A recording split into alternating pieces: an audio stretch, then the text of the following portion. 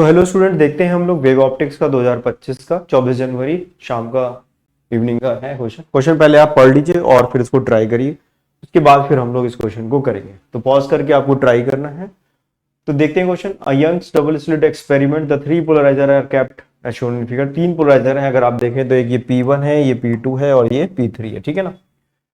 और एक पढ़ दे रहे हैं आपको क्वेश्चन जो है, ये एक आई नॉट इंटेंसिटी की लाइट आ रही है जिसकी वेवलेंथ λ1 है। ये इस तरह से लाइट आ रही है, अनपोलराइज्ड लाइट है। ये वाली लाइट कैसी है? अनपोलराइज्ड लाइट है। देखिए अनपोलराइज्ड लाइट जो है आ रही है। तो ये कोई भी अनपोलराइज्ड लाइट, ये अनपोलराइज्ड लाइट मान लीजिए आई नॉट है, किसी पोलराइजर से जब पास करती है तो इसकी इंटेंसिटी आई नॉट बाय 2 हो जाती है। पोलराइजेशन की बात करें तो आई नॉट बाय 2 हो जाती है। ये तो ठीक है। तो इसको क्रॉस करने के बाद इसकी इंटेंसिटी यहां पर कितनी आ जाएगी? I naught bye 2। और इसकी भी इंटेंसिटी कितनी आ जाएगी? I naught bye 2। अनपोलराइज्ड थी, लेकिन अब ये आई नॉट बाय 2 तो हमारे जो पोलराइज्ड लाइट है। और ये जो सामने दूसरा ये हमारे पास जो P3 रखा गया है, इसकी एक्सिस इस वाले के साथ 45 डिग्री पर है। ये तो देखिए लिखा हुआ है 45 डिग्री लिखा हुआ है, 45 डिग्री का मतलब है जैसे एक हाथ दिए और ये एक्सिस, ये दोनों की एक्सिस इस तरह से, और ये एंगल यहां से 45 डिग्री। तो जब लाइट इससे पास करेगी, इस वाले पोलराइजर से पास करेगी, यहां से P3 से जब पास करेगी तो लॉ ऑफ मेलस होता है, एक लॉ ऑफ मेलस होता है। तो इसकी इंटेंसिटी कितनी हो जाएगी?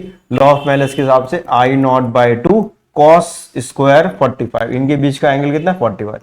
कॉस 45 कितना होता है? 1/√2, तो स्क्वायर किया 1/2 आ गया। तो इंटेंसिटी कितनी आ गई यहां से हमारे पास? आई नॉट बाय, और इतनी इंटेंसिटी इससे भी बाहर आएगी आई नॉट बाय 4। तो स्लिट्स के पास जो P3 है उससे जब ये दोनों आएंगे तो बाहर की इंटेंसिटी कितनी हो जाएगी? I naught by 4, I naught by 4। ये इनकी इंटेंसिटी आ जाएगी। लॉ ऑफ मेलस है ना, ये लॉ ऑफ मेलस,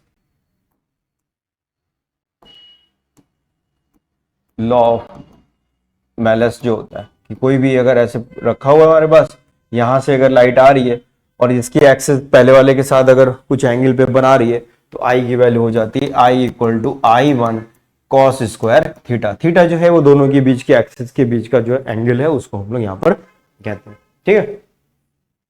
तो ये तो हमें यहाँ पर आ गया।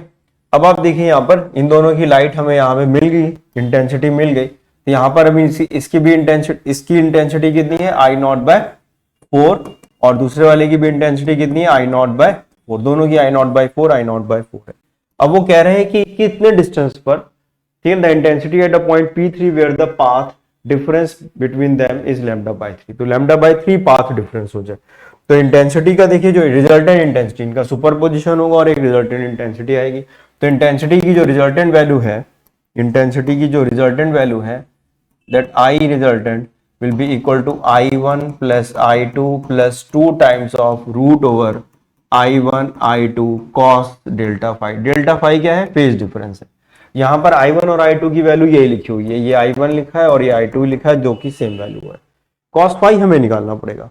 तो phase difference delta phi is equal to 2 pi by lambda into delta x. ये रिलेशन है फेज डिफरेंस और पाथ डिफरेंस का।